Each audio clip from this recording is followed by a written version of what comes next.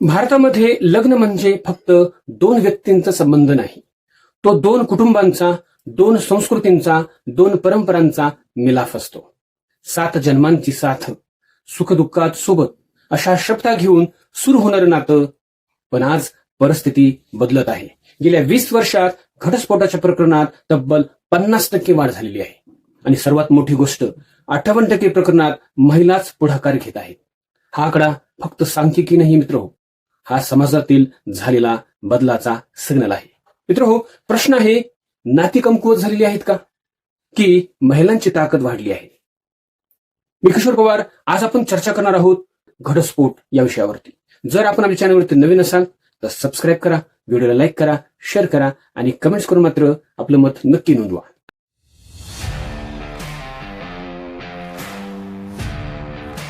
आकडे बोलतात. पूर्वी भारतात घटस्फोट फार दुर्मिळ मानला जायचा. 1986-90च्या दरम्यान 67% प्रकरणात पुरुषांनी घटस्फोटासाठी अर्ज केलेला होता. पण आज परिस्थिती पूर्णपणे बदललेली आहे. 58% प्रकरणात महिलाच अर्ज करत आहेत. पूर्वी फक्त 0.6% विवाहित महिला घटस्फोटित होत्या. आता हा आकडा जवळपास 1 ते 2% गेला आहे. महानगरात तर गेल्या 3 वर्षात घटस्फोटाचे प्रमाण 3 पट वाढले आहे. मुंबई, दिल्ली, बेंगलोर, हैदराबाद सारख्या मोठ्या शहरांमध्ये इथे विवाहाच्या पहिल्या 3 वर्षातच 40% नाती तुटत आहेत. याचा अर्थ काय? सुरुवातीलाच अपेक्षांचा संघर्ष सुरू होतो. मित्रहो, नातं तुटायला वर्ष लागत नाहीत, पण विश्वास संपादन करायला मात्र अनेक दशकं लागतात. फक्त विश्वास तुटायला एक क्षणच पुरतो. आता यामागची कारणं कोणती? आपण यावरती सविस्तर चर्चा करणार आहोत. घटस्फोटाची प्रमुख कारण जर पाहिली तर पहिलं कारण आहे 23% प्रकरणात क्रूरता आपल्याला दिसून येते. 14% प्रकरणात घरगुती हिंसा, 11% प्रकरणात सततचे भांडण आणि 6% व्यभिचार. 5% काय येतं तर कुटुंबांचा हस्तक्षेप. मित्रहो, याचा अर्थ काय? हा प्रश्न फक्त इगोचा नाही, हा प्रश्न सुरक्षिततेचा आहे. हा प्रश्न आहे सन्मानाचा. महिला आज आर्थिकदृष्ट्या सक्षम आहेत. त्या कमवतात, निर्णय घेतात, स्वतः उभ्या राहतात. पूर्वी अन्याय सहन केला जायचा कारण पर्याय नव्हता. आज पर्याय आहेत. मित्रहो, जिथे स्वाभिमानाला जागा नसते तिथे नात्याला सुद्धा जागा उरत नाही. महिलांची बदलती भूमिका. कामकाजी महिलांची संख्या वाढली आहे, शिक्षण वाढलेलं आहे, आर्थिक स्वातंत्र्य मिळालेलं आहे. पूर्वी स्त्रीला शिकवलं जायचं कारण घर टिकावं म्हणून. आज ती स्वतःला सांगते आणि स्वतःला टिकवण्यासाठी शिकत आहे. मित्रहो, हा बदल काहींना धोकादायक वाटतो, पण हा बदल समाजाच्या प्रगतीचं चिन्हही असू शकतो. कारण नातं भीतीवर नाही तर समानतेवरती टिकलं पाहिजे आणि ती टिकावं. आज महिला घर सोडत नाहीत, त्या अन्यायाला सोडतात.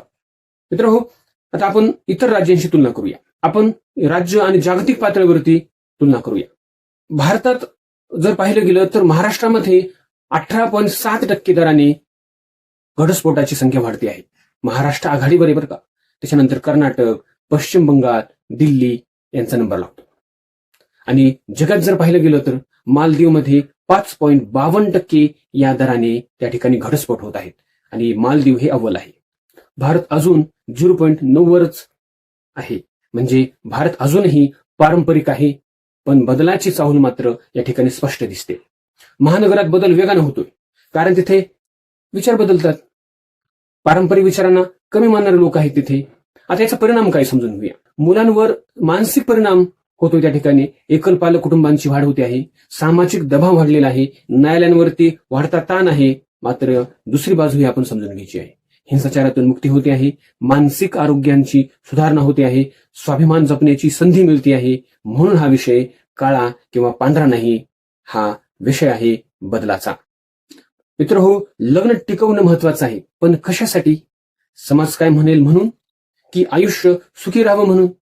नातं तेव्हाच टिकतं जेव्हा प्रेम असतं, आदर असतो, समानता असते. भीतीवर उभं राहिलेलं नातं कधीच मजबूत नसतं.